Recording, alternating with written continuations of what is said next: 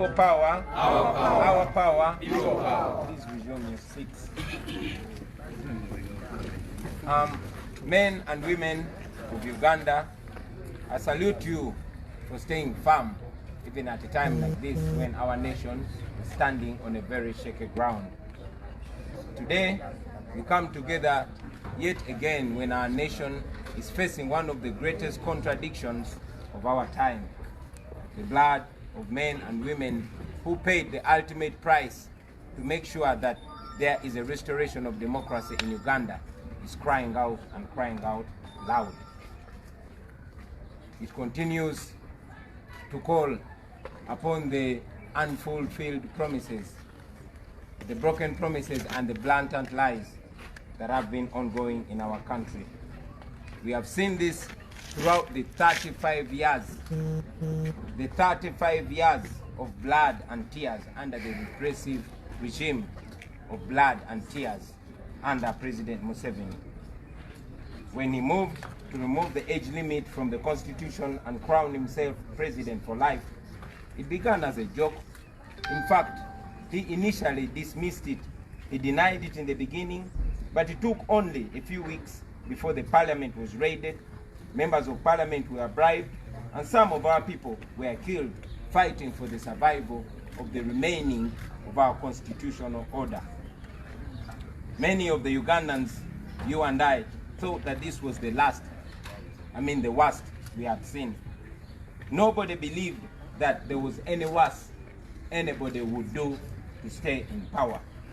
But now, we all see that a dictator will go to any height and any depth to keep in power. Museveni, like all dictators before him, is determined to keep in power at any cost. He does not care what happens to Uganda or Ugandans for as long as he still occupies State House.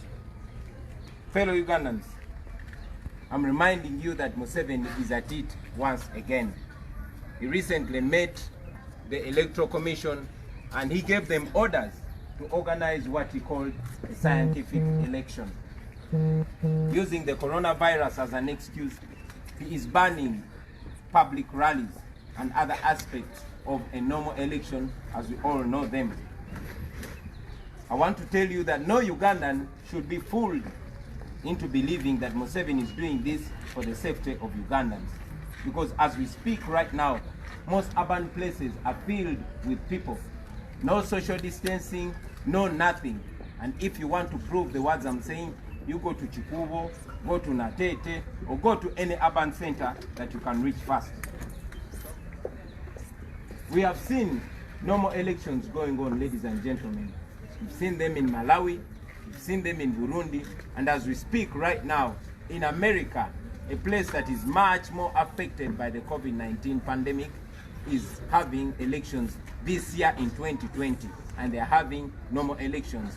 In fact, yesterday, the US president was holding a public rally. Therefore, we should not be fooled, and Ugandans should not be taken for fools. As you all recall, ladies and gentlemen, there was no coronavirus when our consultation meetings were stopped. There was no coronavirus when Museveni personally ordered for the blocking of all our shows. So, we must all by now be knowing that what Museveni fears are the people and not the COVID-19. He is hiding under the COVID-19 now, just like he was hiding under the Public Order Management Act then. He fears the people. He does not want us to reach the people. Therefore, there is nothing like a scientific election, ladies and gentlemen. For us, what we're going for is a real election. A real election as envisaged by the law of Uganda. A real election as prescribed by the Constitution of Uganda. Ladies and gentlemen, a free and fair election means that everybody who has a right to vote can actually go and vote without being blocked, without being influenced by bribes or intimidation. It means all candidates are given equal opportunity to convey their messages to the voters so that the voters can make an informed choice. I've said this before, and I will say this again, that I, on behalf of the millions of oppressed and exploited Ugandans, will be taking on President Museveni in the forthcoming election, which we expect to be in 6 months. Let me say this again. I, on behalf of the millions of oppressed and exploited Ugandans, will be taking on Museveni in the next presidential election in 2021.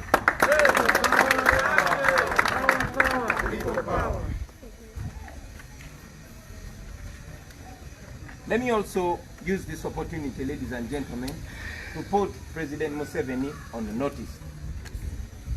Mr. Museveni, you might have forgotten what you said in 1980, but we have not forgotten. You, Museveni, put Obote on notice on the eve of the 1980 election. You said that if Obote rigs the election, you will go to the bush and fight against him. We have come to that point right now, yet again. And we are telling you that you either organize a free and fair election or step down peacefully. I say that again. We are telling you that you either organize a free and fair election or you step down peacefully. But if you continue provoking Ugandans, Ugandans will rise up against you and you will end up in the dustbins of history, like your friend Gaddafi, like your friend Mobutu, and like your friend Omar el-Bashir. So take this.